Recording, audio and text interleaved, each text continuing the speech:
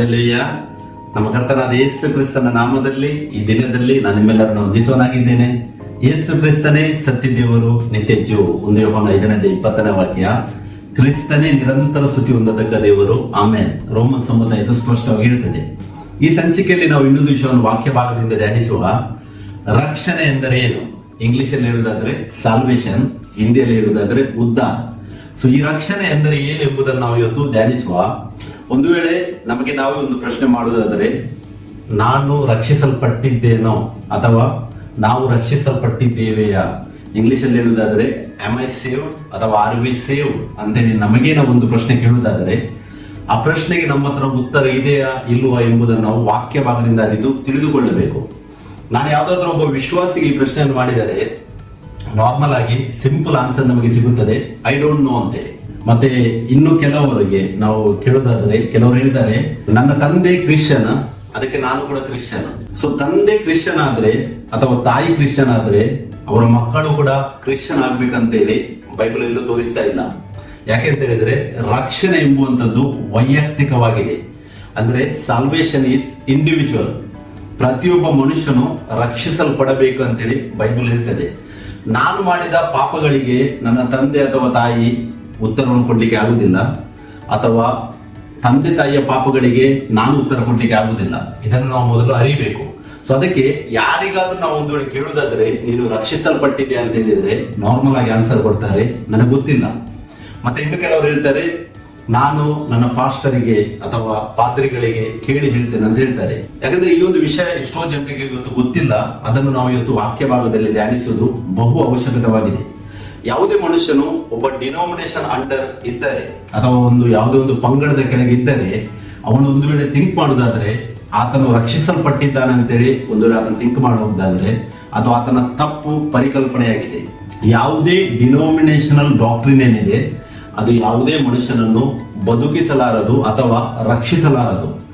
ನಾವು ರಕ್ಷಣೆಯನ್ನು ಹೊಂದಬೇಕಾದರೆ ಅದು ದೇವರ ವಾಕ್ಯದ ಅನುಗುಣವಾಗಿರಬೇಕು. ಮತ್ತೆ ದೇವರು ನಮಗೆ ಮಾಡಿದ ಕಾರ್ಯ ನಮ್ಮ ಜೀವಿತದಲ್ಲಿ ಏನಿದೆ ಅನ್ನುವಂಥದ್ದನ್ನು ನಾವು ಅರಿತುಕೊಳ್ಳಬೇಕು. ನನ್ನ ಹತ್ರ ಒಬ್ರು ಯಾವತ್ತು ಡಿಸ್ಕಷನ್ಗೆ ಬರ್ತಾ ಇದ್ರು. ಅವರು ಒಂದೇ ಹೇಳುವುದು, ನಾವು ಯಾವತ್ತು ನೋಡಿದ್ರು ನಮ್ಮ ಬಾಯಲ್ಲಿ ಕನ್ಫೆಷನ್ ಮಾಡಿದರೆ, ಅಂದ್ರೆ ನಾನು ರಕ್ಷಿಸಲ್ಪಟ್ಟಿದ್ದೇನೆ ಅಂತ ಹೇಳಿದ್ರೆ ಅವ್ರು ಹೇಳೋದು ಅದು ನಮ್ಗೆ ಆಗ್ತದೆ ಅಂತೇಳಿ. ಅಂದ್ರೆ ಇನ್ನು ತುಂಬಾ ಡಿನೋಮಿನೇಷನ್ಸ್ ಪ್ರೀಚ್ ಮಾಡ್ತದೆ, ಅವರ ಡಾಕ್ಟ್ರಿನ್ ಅಂದ್ರೆ ಅವರೇನು ಆ ಡಿನೋಮಿನೇಷನ್ ಅಂಡರ್ ಏನ್ ಡಾಕ್ಟ್ರಿನ್ ಇಟ್ಟಿದ್ದಾರೆ ಅದರ ಪ್ರಕಾರವಾಗಿ ನಾವು ತೆಗೆದುಕೊಂಡ್ರೆ ಅದು ರಕ್ಷಿಸಲ್ಪಡುತ್ತಾರೆ ಅಂತೇಳಿ ಅವರು ಹೇಳ್ತಾರೆ. ಅದನ್ನು ನಾವು ವಾಕ್ಯ ಭಾಗದಲ್ಲಿ ವಿವೇಚಿಸಿ ನೋಡುವಾಗ ಎಷ್ಟೋ ವಿಷಯಗಳು ವಾಕ್ಯಾಧಾರಿತವಾಗಿ ಅವ್ರು ಮಾಡುವ ಕಾರ್ಯಗಳು ಇರುವುದಿಲ್ಲ.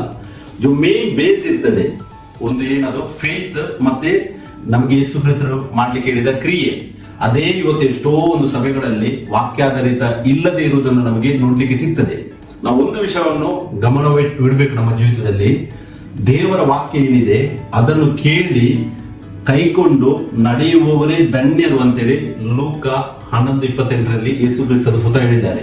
ದೇವರ ವಾಕ್ಯವನ್ನು ಕೇಳಿ ಅದನ್ನು ಕೈಕೊಂಡು ನಡೆಯಿದ್ರೆ ಮಾತ್ರ ಧನ್ಯರು. ಇಲ್ಲದಿದ್ದರೆ ಯಾವುದೋ ಒಂದು ಡಿನೋಮಿನೇಷನ್ ಅಂಡರ್ ನಾನಿದ್ದೇನೆ, ನಾನು ರಕ್ಷಿಸಲ್ಪಟ್ಟಿದ್ದೇನೆ ಅಂತ ಹೇಳಿದ್ರೆ ಅದು ಆತನ ಸೆಲ್ಫ್ ಒಂದು ಡಿಸಿಷನ್ ಆಗಿರ್ಬೋದು. ಆತನ ಹೇಳ್ಬಹುದು, ಅಂದ್ರೆ ಆತನು ತನ್ನನ್ನು ತಾನೇ ಸಮಾಧಾನ ಪಡಿಸಿಕೊಳ್ಳಬಹುದು. ಬಟ್ ಬೈಬಲ್ ಅದಕ್ಕೆ ಸಾಕ್ಷಿ ಕೊಡುವುದಿಲ್ಲ ಎಂಬುದನ್ನು ನಾವು ಅರಿಬೇಕು. ಸೊ ಅದಕ್ಕೆ ಯಾವುದೇ ಒಂದು ಡಿನೋಮಿನೇಷನ್ ರಕ್ಷಣೆಯನ್ನು ನೀಡುವುದಿಲ್ಲ. ಇದನ್ನು ನಾವು ಮನವರಿಕೆ ಮಾಡಬೇಕು. ಒಬ್ಬ ಮನುಷ್ಯ ಹೇಗೆ ರಕ್ಷಿಸಲ್ಪಡುತ್ತಾನೆ ಎಂದು ನಮಗೆ ಕೇಳುವುದಾದ್ರೆ, ಅಥವಾ ಒಬ್ಬ ವಿಶ್ವಾಸಿಗೆ ಕೇಳುವುದಾದ್ರೆ, ನೀನು ರಕ್ಷಿಸಲ್ಪಟ್ಟಿದ್ದೀಯಾ ಅಂತೇಳಿ ನಮ್ಮ ಕ್ವಶನ್ ಅವರಿಗೆ ನಾವು ಹಾಕಿದ್ರೆ, ಅವರು ಹಲವಾರು ವಿಧದಲ್ಲಿ ತನ್ನ ಜ್ಞಾನದ ಪ್ರಕಾರ ಅಥವಾ ತನಗೆ ಸಿಕ್ಕಿದ ಬೋಧನೆ ಪ್ರಕಾರ ವಿವರಣೆ ನೀಡಬಹುದು. ಆದರೆ ದೇವರ ವಾಕ್ಯ ಇದರ ಬಗ್ಗೆ ಏನು ಹೇಳುತ್ತದೆ ಎಂಬುದನ್ನು ನಾವು ಅರಿಯುವುದು ಅವಶ್ಯಕವಾಗಿದೆ. ನಾನು ಈ ರಕ್ಷಣೆ ಎಂದರೆ ಏನು ಇದರ ಬಗ್ಗೆ ನಾನು ಸ್ಟಾರ್ಟ್ ಮಾಡುವುದಕ್ಕಿಂತ ಮುಂಚೆ 3 ವಾಕ್ಯಗಳನ್ನು ಧ್ಯಾನಿಸಲು ಬಯಸ್ತೇನೆ. ನೋಡಿ, ವಾಕ್ಯವು ಇಲ್ಲಿ ಈ ತರ ಹೇಳ್ತದೆ. 1 ತಿಮೋಥಿ 2:4 ವಾಕ್ಯದಲ್ಲಿ ಈ ತರ ಬರ್ತದೆ. ಪೌಲನು ಹೇಳ್ತಾನೆ, ಎಲ್ಲಾ ಮನುಷ್ಯರು ರಕ್ಷಣೆಯನ್ನು ಹೊಂದಿ ಸತ್ಯದ ಜ್ಞಾನಕ್ಕೆ ಸೇರಬೇಕೆಂದು ಆತನ ಚಿತ್ತವಾಗಿದೆ. ಮತ್ತೆ 2 ಥೆಸಲೋನಿಕ 2:10 ವಾಕ್ಯವು ಈ ತರ ಹೇಳ್ತದೆ, ಅವರು ಸತ್ಯದ ಮೇಲೆ ಪ್ರೀತಿಯನ್ನಿಡದ ಕಾರಣದಿಂದ ರಕ್ಷಣೆಯನ್ನು ಹೊಂದದೆ ನಾಶವಾಗುತ್ತಾರೆ. ಯೋಹಾನ 8:24 ಮತ್ತು 27 ಯೇಸು ಕ್ರಿಸ್ತರು ಹೇಳಿದ ಮಾತು, ಆದುದರಿಂದ ನೀವು ನಿಮ್ಮ ಪಾಪಗಳಲ್ಲಿ ಸಾಯುವಿರೆಂದು ನಿಮಗೆ ಹೇಳಿದೆನೋ, ನನ್ನನ್ನು ಆತನೆಂದು ನೀವು ನಂಬದೆ ಹೋದರೆ ನಿಮ್ಮ ಪಾಪಗಳಲ್ಲಿಯೇ ಸಾಯುವಿರಿ ಎಂದು ಹೇಳಿದನು. ಆತನು ತಂದೆಯನ್ನು ಸೂಚಿಸಿ ಇದನ್ನು ಹೇಳಿದನೆಂದು ಅವರಿಗೆ ಗೊತ್ತಾಗಲಿಲ್ಲ.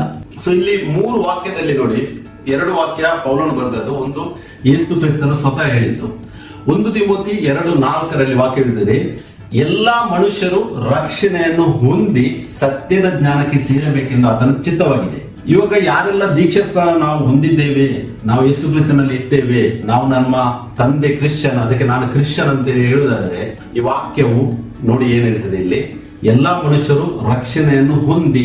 ಪೌಲನು ಹೊಂದಿ ಅಂತ ಹೇಳುವಾಗ ಮುಂದೆ ಆಗಬೇಕಾದ ವಿಷಯವನ್ನು ಆತನು ಸೂಚಿಸ್ತಾ ಇದ್ದಾನೆ. ಒಂದು ವೇಳೆ ನಾವು ಆಲ್ರೆಡಿ ರಕ್ಷಣೆ ಹೊಂದಿದ್ದೇವೆ ಅಂತೇಳಿ ಕೆಲವೊಂದು ಡಿನೋಮಿನೇಷನ್ ಹೇಳ್ತವೆ, ನಾವು ಆಲ್ರೆಡಿ ಸ್ವರ್ಗದಲ್ಲಿ ಇದ್ದೇವೆ, ನಾವು ಪರಲೋಕದಲ್ಲಿ ಇದ್ದೇವೆ. ಅವ್ರು ಕೋಟ್ ಮಾಡುವಂತ ವಾಕ್ಯ ಯಾವುದು? ಎಫೆಸ 2:7 ಅದರಲ್ಲಿ ಹೇಳ್ತದೆ, ನಾವು ಪರಲೋಕದಲ್ಲಿ ಕೂಡ್ರಿಸಿದವರಾಗಿದ್ದೇವೆ. ಎಫೆಸ 1 ಕೂಡ ಪೌಲನು ಹೇಳಿದ್ದಾನೆ. ಅದರ ಅರ್ಥ ಕೂಡ ನಾವು ಮುಂದೆ ಧ್ಯಾನಿಸುವ. ಬಟ್ ಇಲ್ಲಿ ಪೌಲನು ಹೇಳ್ತಾನೆ, ಎಲ್ಲಾ ಮನುಷ್ಯರು ರಕ್ಷಣೆಯನ್ನು ಹೊಂದಿ ಅಂತ ಹೇಳಿದ್ರೆ ಮುಂದೆ ಆಗಬೇಕಾದ ವಿಷಯ, ಸತ್ಯದ ಜ್ಞಾನಕ್ಕೆ ಸೇರಬೇಕೆಂದು ಆತನ ಚಿತ್ತವಾಗಿದೆ. ಆತನ ಅಂತ ಹೇಳಿದ್ರೆ ಇದು ದೇವರ ಚಿತ್ತವಾಗಿದೆ. ಎಲ್ಲಾ ಮನುಷ್ಯರು ರಕ್ಷಣೆಯನ್ನು ಹೊಂದಬೇಕು, ಮತ್ತೆ ಸತ್ಯದ ಜ್ಞಾನಕ್ಕೆ ಸೇರಬೇಕು. ರಕ್ಷಣೆಯನ್ನು ಹೊಂದಬೇಕಾದ್ರೆ ಸತ್ಯದ ಜ್ಞಾನಕ್ಕೆ ಸೇರಬೇಕೆಂತೇಳಿ ವಾಕ್ಯವು ನಮಗೆ ಇಲ್ಲಿ ದೃಢೀಕರಿಸದೆ. ಮತ್ತೆ 2 ತೆಸಲೋನಿಕ 2:10 ಪೌಲನು ಹೇಳ್ತಾನೆ, ಅವರು ಸತ್ಯದ ಮೇಲೆ ಪ್ರೀತಿಯನ್ನಿಡದ ಕಾರಣದಿಂದ ರಕ್ಷಣೆಯನ್ನು ಹೊಂದದೆ ನಾಶವಾಗುತ್ತಾರೆ. ಈ ವಾಕ್ಯದಲ್ಲಿ ನೋಡಿ, ನಾವು ಮೊದಲನೇ ವಾಕ್ಯದಲ್ಲಿ ಧ್ಯಾನಿಸಿದೆವು, ರಕ್ಷಣೆಯನ್ನು ಹೊಂದಿ ಸತ್ಯದ ಜ್ಞಾನಕ್ಕೆ ಸೇರಬೇಕು. ಈ 2 ತೆಸಲೋನಿಕ 2:10 ವಾಕ್ಯ ಹೇಳ್ತದೆ, ಅವರು ಸತ್ಯದ ಮೇಲೆ ಪ್ರೀತಿಯನ್ನಿಡದ ಕಾರಣದಿಂದ ರಕ್ಷಣೆಯನ್ನು ಹೊಂದದೆ ನಾಶವಾಗ್ತಾರೆ. ಇವಾಗ ಒಂದು ವೇಳೆ ಎಲ್ಲರೂ ಹೇಳುವುದಾದ್ರೆ ನಾವು ರಕ್ಷಿಸಲ್ಪಟ್ಟಿದ್ದೇವೆ ಅಂತ ಹೇಳಿದ್ರೆ, ಈ ವಾಕ್ಯದಲ್ಲಿ ರಕ್ಷಣೆಯನ್ನು ಹೊಂದದೆ ನಾಶವಾಗುತ್ತಾರೆ ಅಂತೇಳಿ ಕೂಡ ಪೌಲನು ಬರೆದಿದ್ದಾನೆ. ಸೊ ಅದಕ್ಕೆ ಬೈಬಲ್ ನಾವು ಒಂದೇ ಆಂಗಲ್ ಇಂದ ತಗೊಳ್ಳಿಕ್ಕೆ ಆಗುದಿಲ್ಲ, ನಾವು 2 ಆಂಗಲ್ ಇಂದ ಕೂಡ ತಗೊಳ್ಬೇಕು. ಮೊದಲನೇ ವಾಕ್ಯ 1 ತಿಮೋಥಿ 2:4 ಸತ್ಯದ ಜ್ಞಾನಕ್ಕೆ ಸೇರಬೇಕೆಂತೇಳಿ ದೇವರ ಚಿತ್ತವಾಗಿದೆ. ಮತ್ತೆ 2 ತೆಸಲೋನಿಕ 2:10 ವಾಕ್ಯ ಹೇಳ್ತಿದೆ, ಸತ್ಯದ ಮೇಲೆ ಪ್ರೀತಿಯನ್ನ ಒಂದು ವೇಳೆ ಇಡದೇ ಇದ್ದರೆ ಅವರು ರಕ್ಷಣೆಯನ್ನು ಹೊಂದುವುದಿಲ್ಲ ಅಂತೇಳಿ ಕೂಡ ವಾಕ್ಯ ಹೇಳ್ತದೆ, ನಾಶವಾಗ್ತಾರೆ ಅಂತೇಳಿ ವಾಕ್ಯ ಹೇಳ್ತದೆ.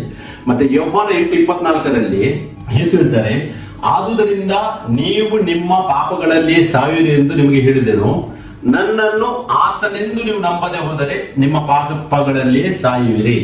ಇಲ್ಲಿ ಯೇಸು ಕ್ರಿಸ್ತರು ಮಾತಾಡ್ತಾ ಇರುವುದು ತಂದೆಯ ಬಗ್ಗೆ, ಯಾಕಂದ್ರೆ ದೇಹದಲ್ಲಿದ್ದಾಗ ಅವರು ತಂದೆಯನ್ನು ಉಲ್ಲೇಖಿಸಿದ್ದಾರೆ. ಬೈಬಲ್ ಅಲ್ಲಿ ಎಲ್ಲೂ ಕೂಡ ನಮಗೆ 3 ಕಾನ್ಸೆಪ್ಟ್ ಕೊಡುವುದಿಲ್ಲ. ದೇಹ ಬಂದಿದ್ದರಿಂದ ಆತ್ಮಸ್ವರೂಪನಾದ ದೇವರು ಮತ್ತೆ ದೇಹ, ಈ 2 ಕಾನ್ಸೆಪ್ಟ್ ಬೈಬಲ್ ಅಲ್ಲಿ ಹೊಸ ಒಡಂಬಡಿಕೆ ನಿಮ್ಗೆ ಓದಲಿಕ್ಕೆ ಸಿಗ್ತದೆ.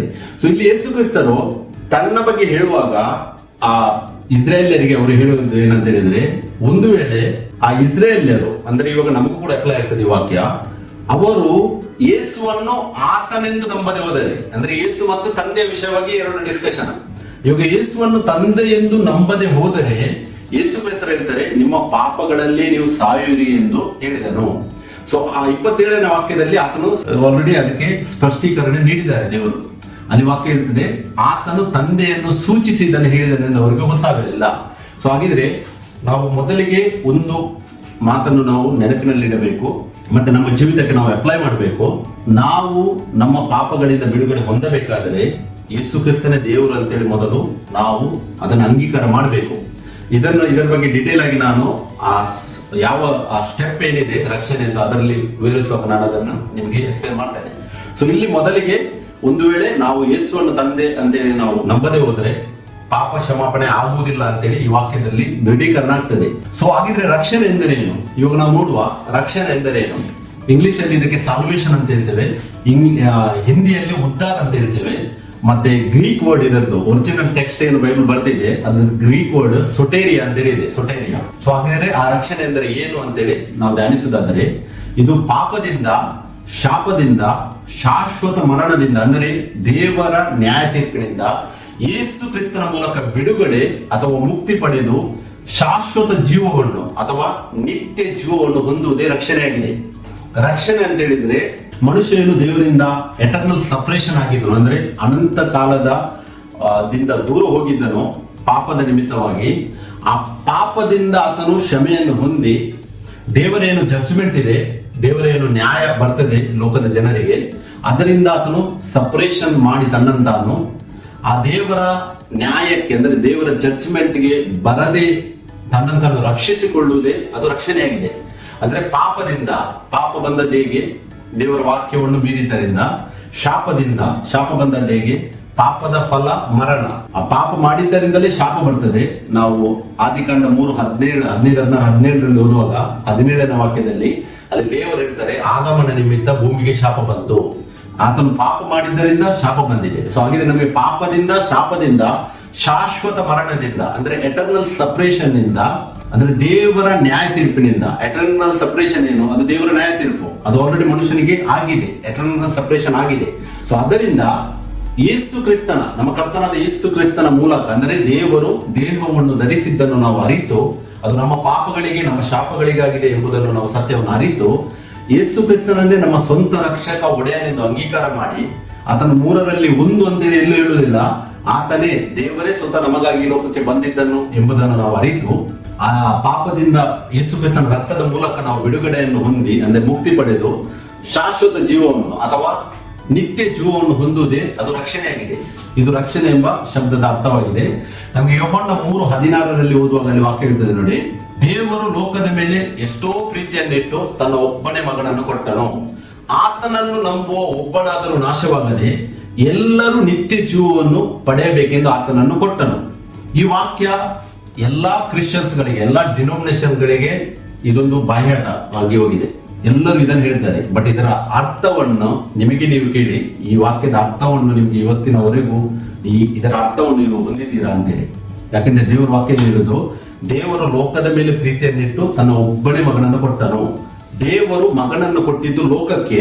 ಮತ್ತೆ ಅಲ್ಲಿ ವಾಕ್ಯ ಹೇಳ್ತದೆ, ಆತನನ್ನು ನಂಬುವ ಒಬ್ಬನಾದರೂ, ಅಂದ್ರೆ ಯೇಸು ಕ್ರಿಸ್ತನನ್ನು ನಂಬುವ ಒಬ್ಬನಾದರೂ ನಾಶವಾಗದೆ ಎಲ್ಲರೂ ನಿತ್ಯ ಜೀವವನ್ನು ಪಡೆಯಬೇಕೆಂದು ಆತನನ್ನು ಕೊಟ್ಟನು.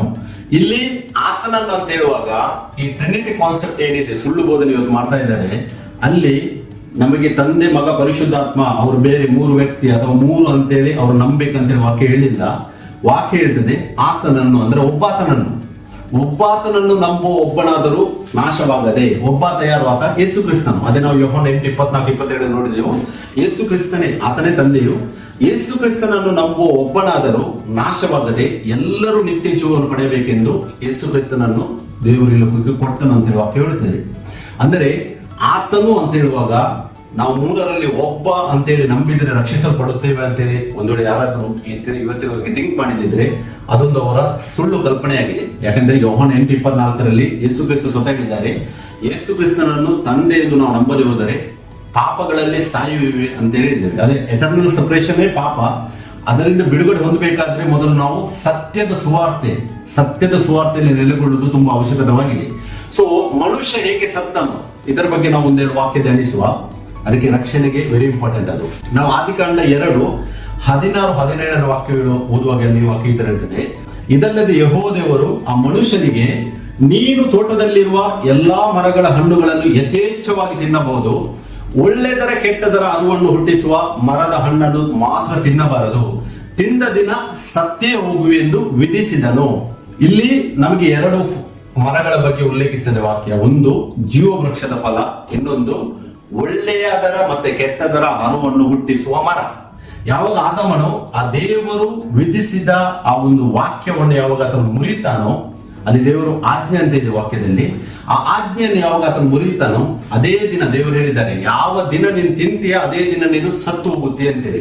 ಅದೇ ನಮ್ಗೆ ಆದಿಕಾಂಡ 3ನೇ ಅಧ್ಯಾಯದಲ್ಲಿ 1ರಿಂದ ಓದುವಾಗ ನಮ್ಗೆ ಎಲ್ಲಿ ಗೊತ್ತಾಗ್ತದೆ, ಆದಾಮನು ಆತ್ಮದಲ್ಲಿ ಸಾಯ್ತಾನೆ. ಅವನ ಹೇಗೆ ಸಾಯುದಂತೆ ನೀವೆಲ್ಲರೂ ಬಲ್ಲತರಾಗಿದ್ದೀರಾ.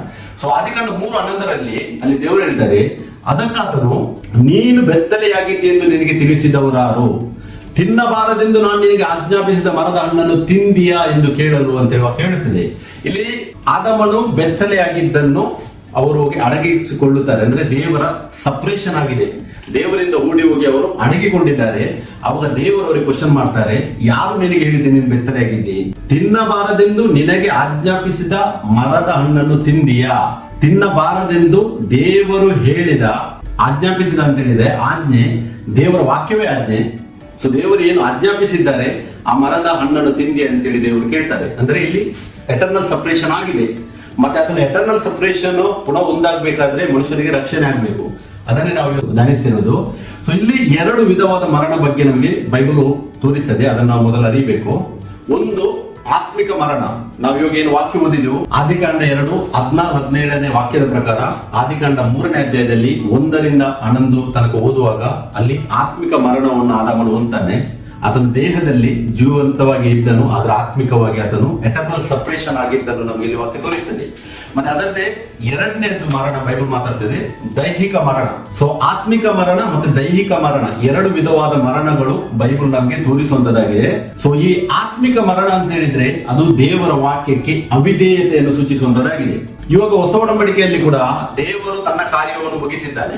ಆದ್ರೆ ಇವಾಗ ಎಷ್ಟೋ ಡಿನಾಮಿನೇಷನ್ ಏನ್ ಮಾಡ್ತಾರೆ, ತಮ್ಮ ಬೆನಿಫಿಟ್ಗೋಸ್ಕರ, ತಮ್ಮ ಡಾಕ್ಟ್ರಿನ್ಸ್ ಗಳನ್ನು ಟೆಸ್ಟಿಫೈ ಮಾಡುವುದಕ್ಕೋಸ್ಕರ ದೇವರ ವಾಕ್ಯವನ್ನು ಮುಚ್ಚಿಟ್ಟು ತಮ್ಮ ಡಿನಾಮಿನೇಷನ್ ಡಾಕ್ಟ್ರಿನ್ ಪ್ರಕಾರನೇ ಜನರನ್ನು ಅವರು ಸುವಾರ್ತೆ ಸಾರಿ ತಂದು ಅವರನ್ನು ಬಳಸುವುದನ್ನು ನಮಗೆ ಇವತ್ತು ಓದಲಿಕ್ಕೆ ಸಿಗ್ತದೆ. ಅಂದ್ರೆ ಮಿಶ್ರ ಬೋಧನೆಯಲ್ಲಿ ಯಾರಾದರೂ ನೆಲೆಗೊಂಡರೆ ಬೈಬಲ್ ಎಲ್ಲೂ ಹೇಳುವುದಿಲ್ಲ ಅವರು ಆತ್ಮಿಕ ಮರಣದಿಂದ ಬಿಡುಗಡೆ ಹೊಂದುತ್ತಾರೆ ಅಂತೇಳಿ ಬೈಬಲ್ ಎಲ್ಲೂ ನಮಗೆ ಹೇಳುವುದಿಲ್ಲ. ಅದಕ್ಕೋಸ್ಕರವಾಗಿ ಎಷ್ಟೊಂದು ಸುಳ್ಳು ಬೋಧನೆಗಳು ಇವಾಗ ಸಭೆಗಳಲ್ಲಿ ಇವೆ. ಅದರಲ್ಲಿ ದೊಡ್ಡದೊಂದು ಸುಳ್ಳು ಬೋಧನೆ ಆಗಿದೆ ಸೀಕ್ರೆಟ್ ರ್ಯಾಪ್ಚರ್ ಅಲ್ಲಿ ಎಷ್ಟೋ ಜನರು ಇವತ್ತು ಬಿದ್ದಿದ್ದಾರೆ. ಸೊ ಅದಕ್ಕೆ ಸತ್ಯದಲ್ಲಿ ನೆಲೆಗೊಳ್ಳಬೇಕಾದ್ರೆ ಡಿನಾಮಿನೇಷನ್ ನಿಂದ ಹೊರಗೆ ಬಂದು ದೇವರ ವಾಕ್ಯದಲ್ಲಿ ನೆಲೆಗೊಳ್ಳುವುದು ತುಂಬಾ ಅವಶ್ಯಕವಾಗಿದೆ. ಸೊ ಇಲ್ಲಿ ಆತ್ಮಿಕ ಮರಣ ಅಂತ ಹೇಳಿದ್ರೆ ಇದು ದೇವರ ವಾಕ್ಯಕ್ಕೆ ಅವಿಧೇಯತೆಯನ್ನು ಸೂಚಿಸುವಂತದ್ದಾಗಿದೆ. ಇದನ್ನು ನಾವು ಸರಿಯಾಗಿ ಅರಿಯಬೇಕು.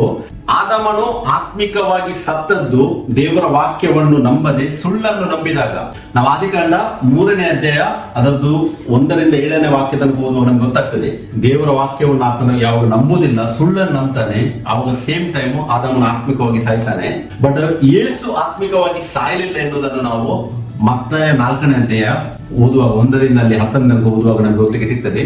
ಯೇಸುವಿಗೂ ಕೂಡ ಸೇಮ್ ಟೆಸ್ಟ್ ಆಗಿದೆ. ಯಾವ ಟೆಸ್ಟ್ ಆದಾಮನಿಗೆ ಸೈತಾನನು ಕೊಟ್ಟಿದ್ದಾನೋ, ಯೇಸು ಕೂಡ ದೇಹದಲ್ಲಿದ್ದಾಗ, ದೇವರು ಈ ಲೋಕದಲ್ಲಿ ದೇಹದಲ್ಲಿದ್ದಾಗ ದೇವರಿಗೆ ಕೂಡ ಸೇಮ್ ಟೆಸ್ಟ್ ಆತನು ಕೊಟ್ಟಿದ್ದಾನೆ. ಯಾಕಂತ ಹೇಳಿದ್ರೆ ಎಲ್ಲಾ ಅಧಿಕಾರ ಏನಿದೆ ಅದು ಸೈತಾನನ ಕೈಯಲ್ಲಿ ಹೋಗಿತ್ತು.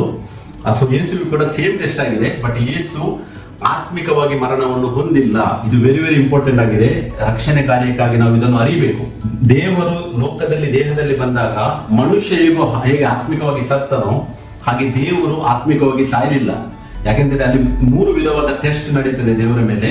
ಆ ಟೆಸ್ಟ್ ಅಲ್ಲಿ ಯೇಸು ಸೈತಾನನಿಗೆ ದೇವರ ವಾಕ್ಯದ ಮುಖಾಂತರವಾಗಿ ಉತ್ತರಿಸಿದ್ದನ್ನು ಅಲ್ಲಿ ನಮ್ಗೆ ಓದಬಹುದು. ಸೊ ಆತ್ಮಿಕ ಮರಣ ಏನಿದೆ ಅದು ದೇವರ ವಾಕ್ಯಕ್ಕೆ ಅವಿಧೇಯತೆ ಅಥವಾ ದೇವರ ಆಜ್ಞೆಗೆ ಅವಿಧೇಯತೆಯನ್ನು ಸೂಚಿಸುವಂತದ್ದಾಗಿದೆ. ಮತ್ತೆ ದೈಹಿಕ ಮರಣ ಏನಿದೆ ಅದು ಆತ್ಮಿಕ ಮರಣದ ಪ್ರತಿಫಲವಾಗಿದೆ. ಇವಾಗ ನೀವು ಕೇಳ್ಬೋದು, ಯೇಸು ದೇಹದಲ್ಲಿ ಅಂದ್ರೆ ಆತ್ಮಿಕವಾಗಿ ಯೇಸು ಸಾಯಲಿಲ್ಲ, ಬಟ್ ದೇಹದ ಮರಣವನ್ನು ಹೊಂದಿದ್ದಾರೆ. ಹೌದು, ಯಾಕೆಂತ ಹೇಳಿದ್ರೆ ನನ್ನ ಪಾಪಗಳಿಗೆ, ನಿಮ್ಮ ಪಾಪಗಳಿಗೆ, ಈ ಲೋಕದ ಪಾಪಗಳನ್ನು ದೇವರು ತನ್ನ ಶರೀರದಲ್ಲಿ ಹೊತ್ತು ಆ ಮರಣ ಕಂಬಕ್ಕೆ ಅವರು ತನ್ನನ್ನು ತಾನು ಸಮರ್ಪಿಸಿದರು. ಆತ್ಮಿಕವಾಗಿ ದೇವರು ಸಾಯಲಿಲ್ಲದಿದ್ರು ಕೂಡ ದೇಹದಲ್ಲಿ ನಮ್ಮೆಲ್ಲ ಪಾಪಗಳನ್ನು ತನ್ನ ದೇಹದಲ್ಲಿ ಹೊತ್ತುಕೊಂಡು ಅವರು ಆ ಕ್ರೂಜೆ ಮೇಲೆ ನಮಗಾಗಿ ಸಮರ್ಪಿತರಾದರು. ಯಾಕೆಂತ ಹೇಳಿದ್ರೆ ನಾವು ರಕ್ಷಿಸಲ್ಪಡಬೇಕಂತೇನೆ. ನಮಗೆ 2 ಕೊರಿಂಥಿಯನ್ 5:18-19 ಅಲ್ಲಿ ವಾಕ್ಯ ಓದುವಾಗ ಅಲ್ಲಿ ಸಿಗ್ತದೆ, ಪಾಪ ಸ್ವರೂಪ ಇಲ್ಲದ ಆತನನ್ನು ದೇವರು ನಮಗೋಸ್ಕರವಾಗಿ ಪಾಪ ಸ್ವರೂಪಿಯಾಗಿ ಮಾಡ್ತಾನೆ. ನಮ್ಮ ಪಾಪಗಳನ್ನು ತನ್ನ ದೇಹದಲ್ಲಿ ಆತನು ಹೊತ್ತುಕೊಂಡು ನಮಗಾಗಿ ಸಮರ್ಪಿಸ್ತಾನೆ. ಸೊ ಆತ್ಮಿಕವಾಗಿ ಯೇಸು ಸಾಯಲಿಲ್ಲದಿದ್ರು ದೈಹಿಕವಾಗಿ ನಮಗೋಸ್ಕರ ಸಾಯ್ತಾರೆ. ಆದ್ರೆ 3ನೇ ದಿನದಲ್ಲಿ ಅವರು ಅಲ್ಲಿಂದ ಎದ್ದೇಳ್ತಾರೆ. ಅಂದ್ರೆ ದೈಹಿಕ ಮರಣದಿಂದ ಕೂಡ ಅವರು ಜಯವನ್ನು ಹೊಂದುತ್ತಾರೆ. ಸೊ ಅದಕ್ಕೆ ರೋಮನ್ಸ್ 6:23 ನಾವು ಧ್ಯಾನಿಸುವುದಾದರೆ ಅಲ್ಲಿ ವಾಕ್ಯ ಹೇಳ್ತಾರೆ, ಯಾಕೆಂದರೆ ಪಾಪವು ಕೊಡುವ ಸಂಬಳ ಮರಣ, ದೇವರ ಉಚಿತಾರ್ಥ ವರವು ನಮ್ಮ ಕರ್ತನಾದ ಕ್ರಿಸ್ತ ಯೇಸುವಿನಲ್ಲಿರುವ ನಿತ್ಯ ಜೀವ. ರಕ್ಷಣೆ ಎಂಬುವಂತದ್ದು ದೇವರ ಉಚಿತಾರ್ಥ ವರವಾಗಿದೆ, ನೋ ಡೌಟ್. ಬಟ್ ರಕ್ಷಣೆ ಕಾರ್ಯ ದೇವರ ವಾಕ್ಯವನ್ನು ಅರಿತು ಆ ವಾಕ್ಯಕ್ಕೆ ಅನುಸಾರವಾಗಿ ನಾವು ಅದನ್ನು ನಮ್ಮದಾಗಿಸಿಕೊಳ್ಳುವುದು ಕೂಡ ನಾವು ವಾಕ್ಯದಲ್ಲಿ ಅರಿಯಬೇಕು. ಇಲ್ಲಿ ಪಾಪವು ಕೊಡುವ ಸಂಬಳ ಮರಣ ನಾವು ನೋಡಿದೆವು. ಯಾವಾಗ ಆದಾಮನು ಪಾಪ ಮಾಡಿದನೋ ಆತ್ಮಿಕವಾಗಿ ಆತನು ಸಾಯ್ತಾನೆ. ಯಾವಾಗ ಆತನು ಆತ್ಮಿಕವಾಗಿ ಸತ್ತನೋ ದೈಹಿಕ ಮರಣ ಕೂಡ ಆತನನ್ನು ಹಿಂಬಾಲಿಸುತ್ತದೆ. ಆ ದೈಹಿಕ ಮರಣದಿಂದ ಯೇಸು ನಮ್ಮನ್ನು ಇವತ್ತು ಬಿಡುಗಡೆಗೊಳಿಸುತ್ತಿದ್ದಾರೆ. ಒಂದು ದಿನ ಬರುವುದು, ಆ ಟೈಮಲ್ಲಿ ಈ ಲೋಕದ ಕೊನೆಯಲ್ಲಿ ಅಂದ್ರೆ ಯುಗ ಸಮಾಪ್ತಿಯಲ್ಲಿ ಯೇಸು ಕ್ರಿಸ್ತನ 2ನೇ ಬರೋಣದಲ್ಲಿ ದೈಹಿಕ ಮರಣದಿಂದ ಕೂಡ ಎಷ್ಟು ಜನರು ದೇವಜನರು ಸತ್ತಿದ್ದಾರೆ, ಅವರಿಗೆ ದೈಹಿಕ ಮರಣದಿಂದ ದೇವರು ಬಿಡುಗಡೆಯನ್ನು ಕೊಡುವವರಾಗಿದ್ದಾರೆ. ಸೊ ಅದಕ್ಕೆ ಪಾಪ ಕೊಡುವ ಸಂಬಳ ಮರಣ, ದೇವರ ಉಚಿತಾರ್ಥ ವರ ನಮ್ಮ ಕರ್ತನಾದ ಕ್ರಿಸ್ತ ಯೇಸುವಿನಲ್ಲಿರುವ ನಿತ್ಯ ಜೀವ. ಇಲ್ಲಿ ಕೂಡ ಧ್ಯಾನಿಸಿ, ಎಲ್ಲೂ ಟ್ರಿನಿಟಿ ನಮಗೆ ನೋಡ್ಲಿಕ್ಕೆ ಸಿಗುವುದಿಲ್ಲ. ಯಾರೆಲ್ಲ ಟ್ರಿನಿಟಿ ಬೋಧನೆ ನೆಲೆಗೊಂಡಿದ್ದಾರೆ ನಾಶನ ಕನ್ಫರ್ಮ್ ಆಗಿದೆ. ದೇವರ ವಾಕ್ಯದ ಮೇಲೆ ಹೇಳ್ತೇನೆ, ಯಾರೆಲ್ಲ ಟ್ರಿನಿಟಿ ಬೋಧನೆಯಲ್ಲಿ ಟ್ರಿನಿಟಿ ನಂಬಿಕೆಯಲ್ಲಿ ಇದ್ದಾರೆ ಅವರ ನಾಶನ ಕನ್ಫರ್ಮ್ ಆಗಿದೆ. ಯಾಕೆಂದ್ರೆ ಅವರು ಪಾಪದಿಂದ ಬಿಡುಗಡೆಯನ್ನು ಹೊಂದಿಲ್ಲ. ಅವರು ಸೆಲ್ಫ್ ಡಿಕ್ಲೇರ್ ಮಾಡಿರ್ಬೋದು, ನಾವು ರಕ್ಷಿಸಲ್ಪಟ್ಟಿದ್ದೇವೆ, ನಮ್ಮ ಆತ್ಮದಲ್ಲಿ ನಾವು ಹೊಂದಿದ್ದೇವೆ ಎಲ್ಲ ಹೇಳ್ಬೋದು. ಬಟ್ ಒಳಗೆ ಮೂರ್ತಿಗಳನ್ನಿಟ್ರೆ, ಮನಸ್ಸಿನ ಒಳಗೆ ಮೂರ್ತಿಗಳನ್ನಿಟ್ರೆ ರಕ್ಷಣೆ ಇಲ್ಲ ಎಂಬುದನ್ನು ನಾವು ಅರಿಯುವ ಅವಶ್ಯಕತೆಯಾಗಿದೆ. ಇದು ದೇವರ ಉಚಿತಾರ್ಥ ವರವಾಗಿದೆ.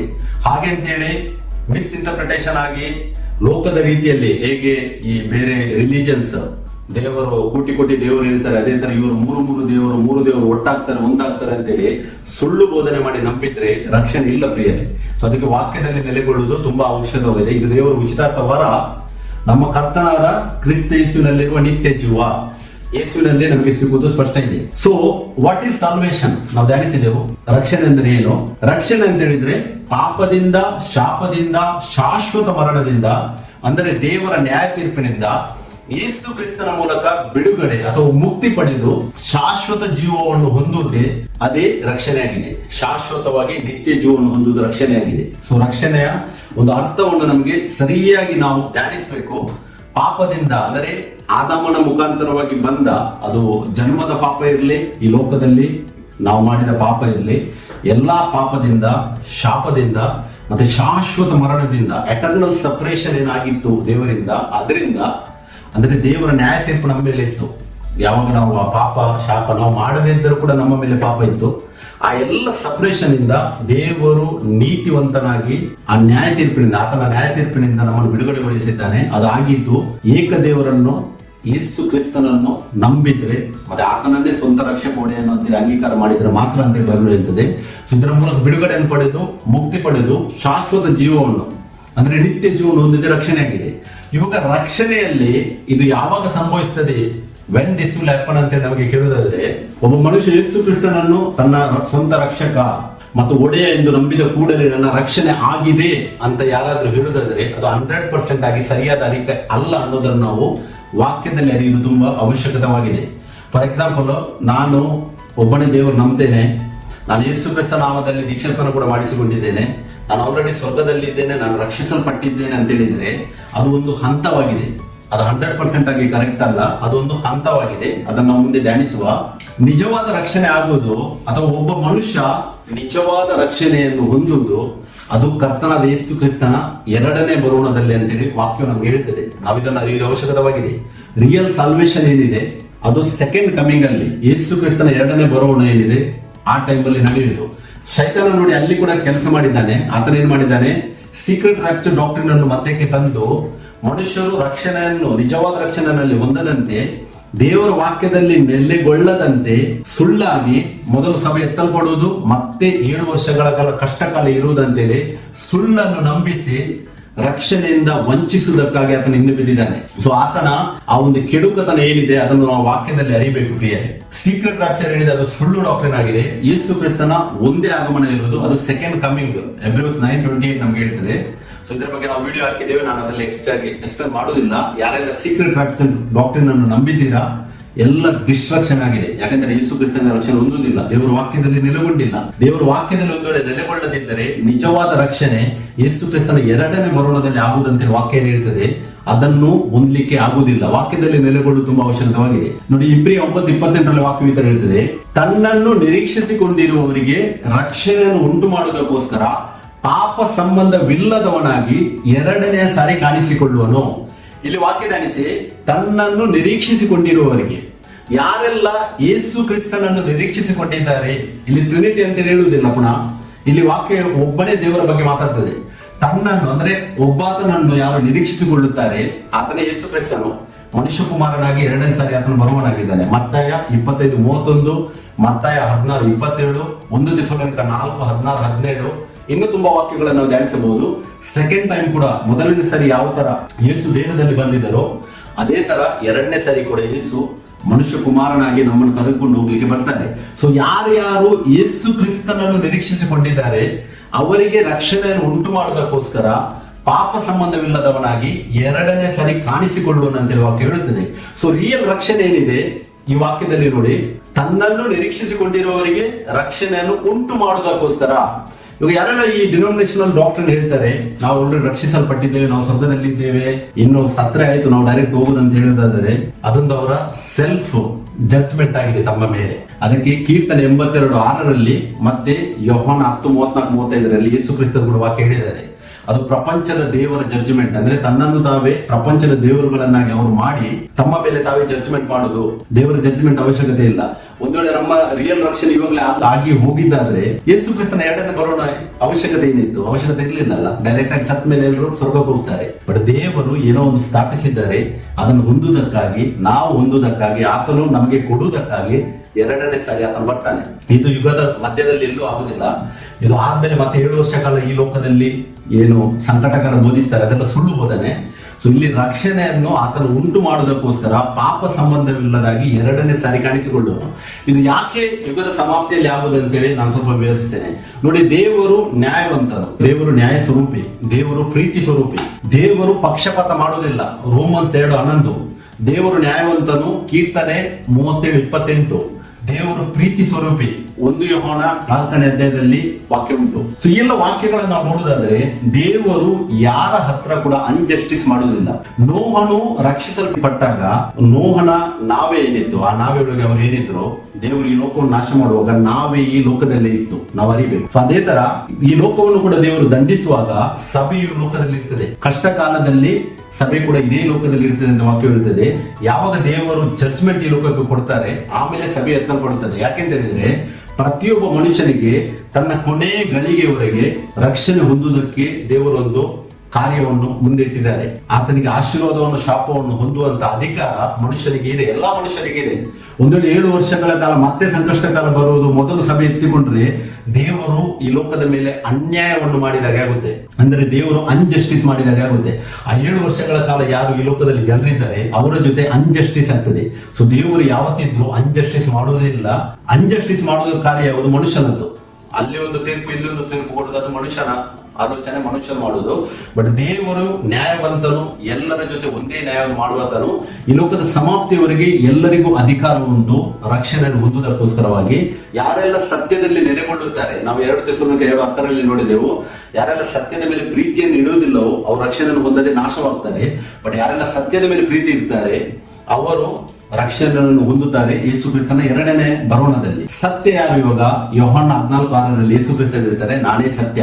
ಯೇಸು ಅದೆಲ್ಲೂ ಹೇಳಿಲ್ಲ ಟ್ರಿನಿಟಿ ಸತ್ಯ, ತ್ರಿಏಕತೆ ಸತ್ಯ ಅಂತ ಹೇಳಿದ್ದಾರೆ. ಯೇಸು ನಾನು ಸತ್ಯ. ನಾವು ಯೋಹಾನ 17:17 ನೋಡೋದಾದ್ರೆ ದೇವರ ವಾಕ್ಯವೇ ಸತ್ಯ, ದೇವರ ವಾಕ್ಯವೇ ಯೇಸುವೇ ವಾಕ್ಯ. ಮತ್ತೆ ನಾವು ಇನ್ನು ಯೋಹಾನ 17:3 ಓದುವ ವಾಕ್ಯ ಇರ್ತದೆ, ಒಬ್ಬನೇ ಸತ್ಯ ದೇವರಾಗಿರುವ. ಒಬ್ಬನೇ ಸತ್ಯ ದೇವರು ಯಾರು? ಯೇಸು ಕ್ರಿಸ್ತನೇ ಸತ್ಯ ದೇವರು. ಯಾಕಂದ್ರೆ ನಾನೇ ಸತ್ಯ ಅಂತೇಳಿ ಯೋಹಾನ 14:6 ಹೇಳಿದ್ದಾರೆ. ಸೊ ಒಬ್ಬನೇ ಸತ್ಯ ದೇವರು ಯೇಸು ಕ್ರಿಸ್ತನೇ. ಸೊ ಈ ಸತ್ಯವನ್ನು ಯಾರೆಲ್ಲ ಅಂಗೀಕರಿಸ್ತಾರೆ ಅವರಿಗೆ ರಿಯಲ್ ರಕ್ಷಣೆ ಸಿಗುತ್ತೆ ಬ್ರದರ್, ಯೇಸು ಕ್ರಿಸ್ತನ ಎರಡನೇ ಬರೋಣದಲ್ಲಿ. ಇಂಗ್ಲಿಷ್ ಅಲ್ಲಿ ಉಂಟು, he appear the second time without sin unto salvation. ರಕ್ಷಣೆಯನ್ನು ಕೊಡುವುದಕ್ಕೋಸ್ಕರವಾಗಿ ಎರಡನೇ ಸಾರಿ ಯುಗ ಸಮಾಪ್ತಿಯಲ್ಲಿ ದೇವರು ಪ್ರಕಟವಾಗ್ತಾರೆ. ಸೊ ಅದು ರಿಯಲ್ ರಕ್ಷಣೆ ಆಗುವುದು ಯುಗ ಸಮಾಪ್ತಿಯಲ್ಲಿ. ಮತ್ತೆ 7 ತೆಸಲೋನಿಕ 2:10 ನಾವು ಧ್ಯಾನಿಸಿದೆವು, ಸತ್ಯದ ಮೇಲೆ ಯಾರೆಲ್ಲ ಪ್ರೀತಿ ಇಡುವುದಿಲ್ಲ, ಅಂದ್ರೆ ದೇವರ ವಾಕ್ಯದಲ್ಲಿ ನೆಲೆಗೊಳ್ಳುವುದಿಲ್ಲ, ಅವ್ರ ರಕ್ಷಣೆ ಹೊಂದದೆ ನಾಶವಾಗ್ತಾರೆ ಇರ್ತದೆ. ಒಂದೇ ಡಿನೋಮಿನೇಷನ್ ಡಾಕ್ಟ್ರಿನ್ ಪ್ರಕಾರ ನಾವು ರಕ್ಷಿಸಲ್ಪಟ್ಟಿದ್ದಾರೆ. ಈ ವಾಕ್ಯದ ಪ್ರಕಾರ ಅವರ ಡಾಕ್ಟ್ರಿನ್ ಆಲ್ರೆಡಿ ಪ್ರೂವ್ ಆಯ್ತು, ಸುಳ್ಳು ಬೋಧನೆ ಅಂತೇಳಿ. ಮತ್ತು 1 ಪೇತ್ರ 1:5 ವಾಕ್ಯ ಹೇಳ್ತದೆ, ಅಂತ್ಯಕಾಲದಲ್ಲಿ ಪ್ರತ್ಯಕ್ಷವಾಗುವುದಕ್ಕೆ ಸಿದ್ಧವಾಗಿರುವ ರಕ್ಷಣೆಯು ನಂಬುವವರಾದ ನಿಮಗೆ ದೊರೆಯಬೇಕೆಂದು ದೇವರು ನಿಮ್ಮನ್ನು ತನ್ನ ಬಲದಿಂದ ಕಾಯುತ್ತಾನೆ. ಅಂತ್ಯಕಾಲದಲ್ಲಿ ಪ್ರತ್ಯಕ್ಷವಾಗುವುದಕ್ಕೆ ಸಿದ್ಧವಾಗಿರುವ ರಕ್ಷಣೆ. ಸೊ ರಕ್ಷಣೆ ಸಿಗುವುದು ಯಾವಾಗ? ಅಂತ್ಯಕಾಲದಲ್ಲಿ. ಅಂತ್ಯಕಾಲ ಅಂತೇಳಿ ಆಕ್ಚುಲಿ ಎಂಡ್ ಟೈಮ್ಸ್ ಅಂತೇಳಿ 2000 ವರ್ಷ ಆಯ್ತು ಇವಾಗ ಯೇಸು ಕ್ರಿಸ್ತರು ಯಾವ ದೇಹದಲ್ಲಿ ಪ್ರಕಟವಾಗಿದ್ದಾರೆ ಅಲ್ಲಿಂದ ಎಂಡ್ ಟೈಮ್ಸ್ ಅಂತೇಳಿ ಕೌಂಟಿಂಗ್ ಅಲ್ಲಿ ಬಂದಿದೆ. ಬಟ್ ಇಲ್ಲಿ ಅಂತ್ಯಕಾಲದಲ್ಲಿ ಪ್ರತ್ಯಕ್ಷವಾಗುವುದಕ್ಕೆ ಸಿದ್ಧವಾಗಿರುವ ರಕ್ಷಣೆ ನಂಬುವವರಾದ ನಿಮಗೆ ದೊರೆಯಬೇಕೆಂದು ದೇವರು ನಿಮ್ಮನ್ನು ತನ್ನ ಬಲದಿಂದ ಕಾಯುತ್ತಾನೆ. ನಮಗೆ ರಿಯಲ್ ರಕ್ಷಣೆ ಉಂಟು ಮಾಡ್ಬೇಕಂತೇಳಿ ದೇವರು ತನ್ನ ಬಲದಿಂದ ನಮ್ಮನ್ನು ಕಾಯುತ್ತಾನೆ ಅಂತೇಳಿ ವಾಕ್ಯ ಹೇಳುತ್ತದೆ. ಸೊ ಆ ದಿನ ಅದು ವೆರಿ ಇಂಪಾರ್ಟೆಂಟ್ ಆಗಿದೆ, ವೆರಿ ಪ್ರೀಶಿಯಸ್ ಆಗಿದೆ ನಮ್ಮ ಜೀವಿತದಲ್ಲಿ, ಯೇಸು ಕ್ರಿಸ್ತನ ಎರಡನೇ ಆಗಮನ. ಸೊ ಆ ದಿನದಲ್ಲಿ ರಕ್ಷಣೆಯನ್ನು ಹೊಂದುವುದು, ಅದರಲ್ಲಿ ದೇವರ ಅನ್ಜಸ್ಟಿಸ್ ಇಲ್ಲ, ದೇವರು ಜಸ್ಟಿಸ್ ಮಾಡ್ತಾನೆ. ಲಾಸ್ಟ್ ಟೈಮ್ ತನಕ ದೇವರು ಸಮಯವನ್ನು ಕೊಡ್ತಾನೆ, ಇದನ್ನು ಧ್ಯಾನಿಸಬೇಕು. ಮತ್ತೆ ರೋಮಪುರ 13:11 ವಾಕ್ಯ ಹೇಳ್ತದೆ, ಈಗಿನ ಕಾಲವು ನಿದ್ದೆಯಿಂದ ಎಚ್ಚರವಾಗತಕ್ಕ ಕಾಲವೆಂದು ಅರಿತು ಇದನ್ನೆಲ್ಲ ಮಾಡಿರಿ. ನಾವು ಕ್ರಿಸ್ತನನ್ನು ಮೊದಲು ನಂಬಿದ ಕಾಲದಲ್ಲಿ ಇದ್ದಕ್ಕಿಂತ ಈಗ ನಮ್ಮ ವಿಮೋಚನೆಯು ಹತ್ತಿರವಾಯಿತು. ಇಲ್ಲಿ ಪೌಲನು ಬರೀತಾನೆ ರೋಮಪುರ 13:11 ಈಗ ನಮ್ಮ ವಿಮೋಚನೆಯು ಹತ್ತಿರವಾಯಿತು ಅಂತ ಹೇಳ್ತಾನೆ. ನಮ್ಮ ವಿಮೋಚನೆ ಆಯ್ತು ಅಂತೇಳಿ ಆತನ ಹೇಳಿಲ್ಲ, ಹತ್ತಿರವಾಯಿತು ಅಂದ್ರೆ ಬಾಗಿಲಲ್ಲಿದೆ. ಎನಿ ಟೈಮ್ ಯೇಸು ಕ್ರಿಸ್ತರು ನಮ್ಮನ್ನು ಕರ್ಕೊಂಡು ಹೋಗ್ಬೋದು ಅಂತೇಳಿ ಅರ್ಥ ಇದ್ದದ್ದು. ಅದು ಟೈಮ್ ಲಿಮಿಟ್ ನಮಗೆ ಮಾತ್ರ, ದೇವರಿಗೆ ಒಂದು ದಿನ ಅಂತ ಹೇಳಿದ್ರೆ 1000 ವರ್ಷ. ಅದಕ್ಕೆ ಮತ್ತೆ 25, 31, 34ನೇ ವಾಕ್ಯ ಕೂಡ ನಾವು ಓದುವಾಗ ಅಲ್ಲಿ ಕೂಡ ವಾಕ್ಯ ಉಂಟು. ನಾನು 34ನೇ ವಾಕ್ಯ ಮಾತ್ರ ಓದ್ತೇನೆ. ಅಲ್ಲಿ ಯೇಸು ಕ್ರಿಸ್ತನ ಜಡ್ಜ್ಮೆಂಟ್ ಬಗ್ಗೆ ನೋಡಬಹುದು. ಇದು 1000 ಮಿಲೇನಿಯಂ ಇಯರ್ ಗಿಂತ ಮುಂಚಿನ ಜಡ್ಜ್ಮೆಂಟ್. 2 judgment Bible ಮಾತಾಡ್ತದೆ. ಒಂದು ಯೇಸು ಕ್ರಿಸ್ತನ 1000 ವರ್ಷದ ಆಳ್ವಿಕೆ ಏನಿದೆ ಅದರ ಮೊದಲನೇ ಜಡ್ಜ್ಮೆಂಟ್ ಕೂಡ ಬಗ್ಗೆ ಮಾತಾಡ್ತದೆ. ಮತ್ತೆ ಮಿಲೇನಿಯಂ ರೂಲಿಂಗ್ 1000 ವರ್ಷದ ಆಳ್ವಿಕೆ ನಡೆದ ಮೇಲೆ ಇನ್ನೊಂದು ಜಡ್ಜ್ಮೆಂಟ್ ಇದೆ. ಮತ್ತೆ 25ರಲ್ಲಿ 31ರಿಂದ 46 ತನಕ ನಾವೇನು ವಾಕ್ಯ ಓದ್ತೇವೆ ಅದು ಫಸ್ಟ್ ಜಡ್ಜ್ಮೆಂಟ್ ಬಗ್ಗೆ ಮಾತಾಡ್ತದೆ. ಇದು ಸಭೆಯಲ್ಲಿರುವವರಿಗೆ, ಲೋಕದವರಿಗೆ ಅಲ್ಲ. ಈ ಸಭೆಯ ಜಡ್ಜ್ಮೆಂಟ್ ಅಲ್ಲಿ ಮತ್ತೆ 25, 34 ವಾಕ್ಯ ಈ ತರ ಹೇಳ್ತದೆ ನೋಡಿ.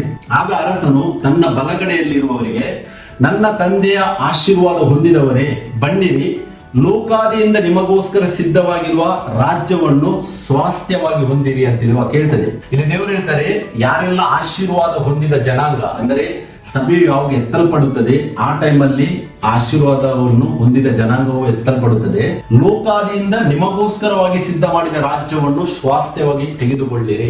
ಇದು ರಿಯಲ್ ಸಲ್ವೇಷನ್, ರಿಯಲ್ ರಕ್ಷಣೆ ಆಗುವುದು ಈ ವಾಕ್ಯದಲ್ಲಿ. ಮನುಷ್ಯನು ಜಡ್ಜ್ಮೆಂಟ್, ದೇವರ ಜಡ್ಜ್ಮೆಂಟ್ ಇಂದ ರಿಯಲ್ ಆಗಿ ಎಸ್ಕೇಪ್ ಆಗಿ ರಕ್ಷಿಸಲ್ಪಡುವುದು ಮತ್ತಾಯ 25, 34ನೇ ವಾಕ್ಯದಲ್ಲಿ. ಅಂದ್ರೆ ಯಾವಾಗ ದೇವರ ಆಶೀರ್ವಾದವನ್ನು ಹೊಂದಿದವರಾಗ್ತೇವೆ, ಯೇಸು ಕ್ರಿಸ್ತನ 2ನೇ ಬರೋಣದಲ್ಲಿ ನಾವು ಒಯ್ಯಲ್ಪಡುತ್ತೇವೆ ಈ ಲೋಕದಿಂದ, ಆವಾಗ ನಮ್ಮ ರಿಯಲ್ ರಕ್ಷಣೆ ಆಗುದು. ಹಾಗೆ ಅಂತೇಳಿ ನಾವು ರಕ್ಷಣೆಗಾಗಿ ಕರೆಯಲ್ಪಟ್ಟ ಜನಾಂಗ ಅಲ್ವಾ ಅಂತ ಕೇಳಿದ್ರೆ ನಾವು ಕರೆಯಲ್ಪಟ್ಟವರು.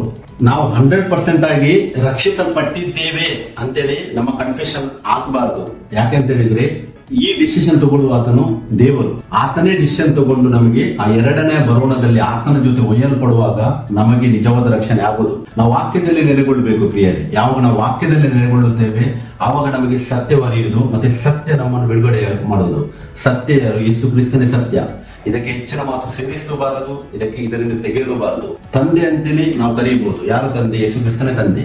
ಪವಿತ್ರಾತ್ಮ ಅಂತ ಕೂಡ ನಾವು ಕರಿಬೇಕು. ಯಾರು ಪವಿತ್ರಾತ್ಮ? ಯೇಸು ಕ್ರಿಸ್ತನೇ ಪವಿತ್ರಾತ್ಮ. ಆದರೆ ಈ ಟಾಪಿಕ್ ಅಲ್ಲಿ ತಂದೆ ಮಗ ಪವಿತ್ರಾತ್ಮದಲ್ಲಿ ಮಿಕ್ಸಪ್ ಮಾಡಿ ತಂದೆ ಮಗ ಅಲ್ಲ, ಮಗ ಪವಿತ್ರಾತ್ಮ ಅಲ್ಲ ಅಂತೇಳಿ ನಾವು ಯಾವತ್ತೂ ಪ್ರೀಚ್ ಮಾಡಬಾರ್ದು, ನಂಬಲೂಬಾರದು. ಯಾಕಂದ್ರೆ ಅದು ಸೈತಾನದಿಂದ ಬಂದದಾಗಿದೆ. ನಿಮ್ಮ ಮಾತು ಹೌದಾದರೆ ಹೌದು, ಅಲ್ಲವಾದರೆ ಅಲ್ಲ. ಇದಕ್ಕಿಂತ ಹೆಚ್ಚಾದದ್ದು ಸೈತಾನದಿಂದ ಬರ್ತದೆ. ಯೇಸು ಕ್ರಿಸ್ತನೇ ದೇವರು ನಂಬ್ತೀರಾ? ಹೌದು, ಯೇಸು ಕ್ರಿಸ್ತನೇ ದೇವರು. ಯೇಸು ಕ್ರಿಸ್ತನಿಗೆ ಇನ್ನೂ 2 ದೇವರು ಇದ್ದಾರಾ? ಇಲ್ಲ. ಯೇಸು ಕ್ರಿಸ್ತನಿಗೆ ಬೇರೆ ಯಾರೇ ದೇವರಿಲ್ಲ, ಯೇಸು ಕ್ರಿಸ್ತನೇ ದೇವರು. ಯೇಸು ಕ್ರಿಸ್ತನೇ ತಂದೆಯ? ಹೌದು, ಯೇಸು ಕ್ರಿಸ್ತನೇ ಯೋಗ ತಂದೆ. ಯಾಕಂದ್ರೆ ಆತ್ಮ ಸ್ವರೂಪನಾಗಿ ಆತನೇ ತಂದೆ. ಆತನ ದೇಹದಲ್ಲಿ ಬಂದಾಗ ತಂದೆಯ ಸ್ಥಾನಕ್ಕೆ ಗಣಮಾನವನ್ನು ಸಲ್ಲಿಸಿದನು. ಅದು ನಮಗೊಂದು ಮಾದರಿ. ನಾವು ಅದೇ ತರ ಮಾಡ್ಬೇಕಂತೇಳಿ, ನಾವು ತಂದೆ ಬೇರೆ ಮಗ ಬೇರೆ ನಂಬಿ ನಮ್ಮ ರಕ್ಷಣೆಯನ್ನು ಕಳೆದುಕೊಳ್ಳಬೇಕಂತೇಳಿ ದೇವರು ಮಾಡಿದಲ್ಲ. ಆ ದೇವರು ಮಾಡಿದ್ಯಾಕೆ? ನಾವು ನಮಗೆ ಮಾದರಿ. ನಾವು ಯೋಹಾನ 13ನೇ ಅಧ್ಯಾಯದಲ್ಲಿ ಓದುವಾಗ ಅಲ್ಲಿ ವಾಕ್ಯ ಉಂಟು, ಯೇಸು ಕ್ರಿಸ್ತನು ನಮಗೆ ಮಾದರಿಯಾದರು. 1 ಯೋಹಾನದಲ್ಲಿ ಯೋಹಾನನು ಕೂಡ ಹೇಳಿದ್ದಾರೆ, ಯೇಸು ಕ್ರಿಸ್ತನು ನಮಗೆ ಮಾದರಿಯಾದರು, ನಾವು ಮಾದರಿಯ ಜೀವಿತವನ್ನು ಜೀವಿಸಬೇಕು. ಸೊ ದೇವರು ಆ ದೇಹದಲ್ಲಿ ಮಾಡಿದ ಎಲ್ಲಾ ಕಾರ್ಯಗಳೇನಿವೆ ಅದು ನಮಗೋಸ್ಕರವಾಗಿದೆ, ಆತನಿಗಾಗಿ ಅಲ್ಲ. ಆತನು ದೇವರು, ಆತನು ಸ್ವರ್ಗವನ್ನು, ಲೋಕವನ್ನು, ಸಮಸ್ತವನ್ನು ಉಂಟು ಮಾಡಿದ ದೇವರು. ಆತನಿಗಾಗಿ ಒಂದು ಕಾರ್ಯ ಮಾಡಿಲ್ಲ, ಆತನೆಲ್ಲ ಮಾಡಿದ್ದು ನಮಗೋಸ್ಕರವಾಗಿ. ಸೊ ಅದಕ್ಕೆ ಈ ತಂದೆ ಮಗ ಮತ್ತೆ ಮನುಷ್ಯ ಕುಮಾರ ಪವಿತ್ರಾತ್ಮ ದೇವರು ಮಾಡಿದ ಕಾರ್ಯ ನಾವು ವಾಕ್ಯದಲ್ಲಿ ಅರಿಯುವುದು ತುಂಬಾ ಅವಶ್ಯಕವಾಗಿದೆ, ಮತ್ತೆ ಸತ್ಯದಲ್ಲಿ ನೆಲೆಗೊಳ್ಳುವುದು ತುಂಬಾ ಅವಶ್ಯಕವಾಗಿದೆ. ಸೊ ಇದರ ಈ ರಕ್ಷಣೆ ಕಾರ್ಯದ ಹಂತಗಳಿವೆ. ಫಸ್ಟ್ ಸ್ಟೆಪ್ ಇದೆ, ಸೆಕೆಂಡ್ ಸ್ಟೆಪ್ ಮತ್ತೆ ಥರ್ಡ್ ಸ್ಟೆಪ್ ಇದೆ ಇದರಲ್ಲಿ. ಅದನ್ನು ನಾವು ಬರುವ ಸಂಚಿಕೆಯಲ್ಲಿ ಭಾಗ 2ರಲ್ಲಿ ನಾವು ವಾಕ್ಯ ಭಾಗದೊಂದಿಗೆ ಒಂದೊಂದೇ ವಿಷಯವನ್ನು ಸ್ಟೆಪ್ ಬೈ ಆಗಿ ಧ್ಯಾನಿಸುವ. ವಾಕ್ಯದಲ್ಲಿ ಯಾವ ರೀತಿ ನಮ್ಮ ರಕ್ಷಣೆ ಆಗುತ್ತದೆ, ಯಾವ ರೀತಿ ನಾವು ಮುಂದೆ ರಕ್ಷಣೆಯನ್ನು ಹೊಂದುವವರಾಗಿದ್ದೇವೆ, ವಾಕ್ಯದಲ್ಲಿ ಯಾವ ತರ ನಾವು ನೆಲೆಗೊಳ್ಳಬೇಕು ಎಂಬಂತ ವಿಷಯವನ್ನು 2ನೇ ಭಾಗದಲ್ಲಿ ನಾವು ಕಂಟಿನ್ಯೂ ಆಗಿ ಇದೊಂದು ವಿಷಯವನ್ನು ಧ್ಯಾನಿಸುವ. ಅದಕ್ಕೆ ನಾನು ದೇವರಿಗೆ ಸ್ತೋತ್ರವನ್ನು ಸಲ್ಲಿಸ್ತೇನೆ. ಈ ಒಂದು ಒಳ್ಳೆಯ ವಿಷಯವನ್ನು ಇವತ್ತು ದೇವರು ನಿಮ್ಮ ಮುಂದೆ ಇಡುವುದಕ್ಕಾಗಿ ನನಗೆ ಕೊಟ್ಟಂತ ಆತನ ಕೃಪೆಯನ್ನು, ಈ ವಾಕ್ಯದ ಜ್ಞಾನವನ್ನು, ಮತ್ತೆ ಆತನು ಪ್ರಕಟಿಸಿದ ಎಲ್ಲಾ ವಿಷಯಗಳಿಗಾಗಿ ನಾನು ನಮ್ಮ ಕರ್ತನು, ಒಡೆಯನು, ರಕ್ಷಕನೂ ಆದ ಏಕದೇವರಾದ ಯೇಸು ಕ್ರಿಸ್ತನಿಗೆ ಎಲ್ಲಾ ಘನ ಮಾನ ಮಹಿಮೆ ಎಲ್ಲವನ್ನು ಸಲ್ಲಿಸ್ತೇನೆ. Praise the lord. Thank you. Amen.